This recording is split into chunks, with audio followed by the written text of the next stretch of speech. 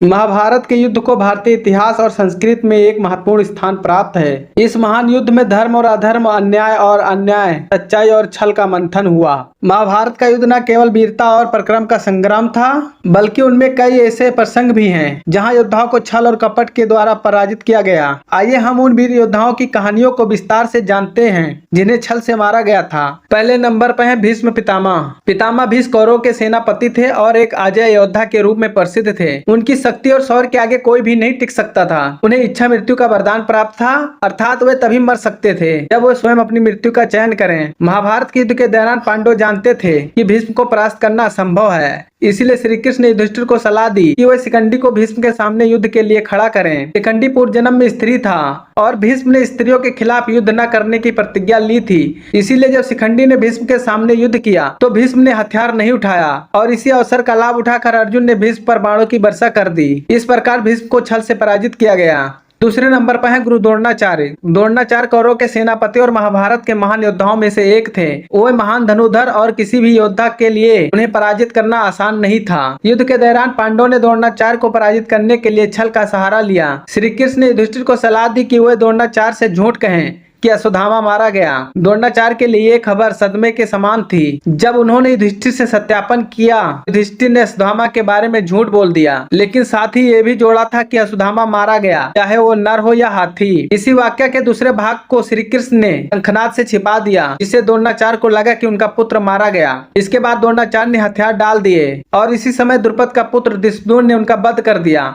इस प्रकार द्रोणाचार्य को भी छल का शिकार हुए। तीसरे नंबर पर है कर्ण। कर्ण को महाभारत के युद्ध में दुर्योधन का सबसे विश्वसनीय मित्र और योद्धा माना जाता है। वो सूर्यपुत्र और अद्वितीय योद्धा थे। कर्ण को भगवान परशुराम से अमोघ अस्त्र प्राप्त हुए थे जो किसी भी योद्धा को मार सकते थे। लेकिन कर्ण के जीवन में एक दुर्भाग्यपूर्ण क्षण आया जब वो रथ से गिर गया और उसका पहिया धरती में धंस गया। उसे निकालने के लिए रथ से नीचे उतरा। श्री कृष्ण ने अर्जुन को इस अवसर का फायदा उठाने के लिए कहा और अर्जुन ने छल पूर्वक कर्ण को निष्कवच रक्षा सहित स्थिति में मार दिया। इस घटना महाभारत के सबसे विवादास्पद क्षणों में से एक मानी जाती है, क्योंकि कर्ण को छल से मारा गया था जबकि वो रथ से नीचे था और निरंतर लड़ाई में नहीं था। चौथे नंबर पर है जयद्रथ। जयद्रथ कौरवों के पक्ष का एक प्रमुख योद्धा था जिसने अभिमन्यु के वध में महत्वपूर्ण भूमिका निभाई थी। पांडवों ने जयद्रथ को मारने की प्रतिज्ञा की थी। अर्जुन ने प्रतिज्ञा की थी कि अगर सूर्य अस्त से पहले जयद्रथ को नहीं मार पाया तो वो स्वयं को अग्नि में प्रवेश कर लेंगे। जयद्रथ ने अपनी रक्षा के लिए कौरवों की पूरी सेना को अपने चारों ओर घेरा बना लिया। तब श्री कृष्ण ने योग माया के बल से सूर्य को ढक दिया, जिससे सबको लगा कि सूर्य अस्त हो गया। जयद्रथ ने खुशी से बाहर आकर अर्जुन की प्रतिज्ञा का उपहास किया, लेकिन तभी श्री कृष्ण ने सूर्य को पुनः प्रकट किया। अर्जुन ने तत्काल अपने बाणों से जयद्रथ का सिर धड़ से अलग कर दिया। इस प्रकार जयद्रथ को भी छल का शिकार बनाकर मारा गया। पांचवें नंबर पर है दुर्योधन। दुर्योधन महाभारत के प्रमुख खलनायक और कौरवों के नेता थे। वो अपनी ताकत और शौर्य के लिए प्रसिद्ध थे। महाभारत के युद्ध के अंतिम दिन भीम और दुर्योधन के बीच गदा युद्ध हुआ। इस युद्ध में दोनों योद्धा अधिक पराक्रमी थे, लेकिन दुर्योधन की जंघा कमजोर स्थान थी जो कि श्री कृष्ण और भीम जानते थे। युद्ध के दौरान जब दुर्योधन भीम पर भारी पड़ने लगे तब श्री कृष्ण ने भीम को संकेत दिया कि वो दुर्योधन की जंघा पर प्रहार करें। ये गदा युद्ध के नियमों के विरुद्ध था, लेकिन भीम ने श्री कृष्ण के आदेश पर दुर्योधन की जंघा पर प्रहार किया, जिससे दुर्योधन की जंघा टूट गई और वो युद्ध भूमि में गिर गया। इस प्रकार दुर्योधन को भी छल पूर्वक पराजित किया गया। छठे स्थान पर है अभिमन्यु।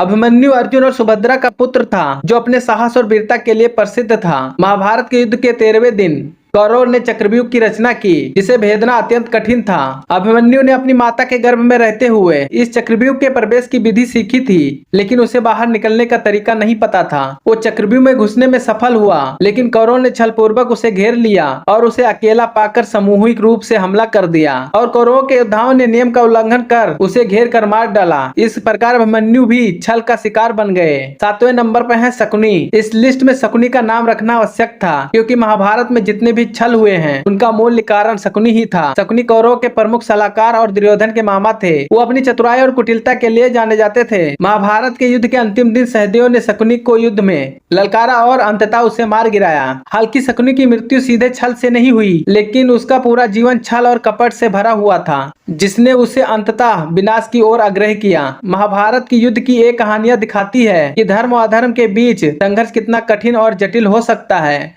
महाभारत की एक कथा केवल वीरता और पराक्रम की गाथा नहीं है, बल्कि इसमें निहित छल कपट और नैतिकता के प्रश्न भी हैं, जो आज भी विचारणीय हैं। इन कहानियों से ये स्पष्ट होता है कि युद्ध में बल्कि चतुराई और रणनीति भी महत्वपूर्ण होती है। हालांकि इन घटनाओं में छल और कपट का प्रयोग हुआ है, लेकिन ये भी सच है कि महाभारत की पूरी कथा धर्म की स्थापना के लिए रची गई है, जिसमें अंततः धर्म की विजय हुई। आज की वीडियो में हमने जाना कि महाभारत के युद्ध में कौन से योद्धा थे जिन्हें छल के द्वारा मारा गया। तो उम्मीद करते हैं आप सभी को हमारा ये वीडियो पसंद आया होगा। तो वीडियो पसंद आया हो तो वीडियो को लाइक शेयर जरूर करें, और ऐसी ही ज्ञान पूर्वक वीडियो देखने के लिए आप हमारे चैनल स्वयं हिंदू टीवी को सब्सक्राइब करना न भूलें। और वीडियो देखने के लिए धन्यवाद।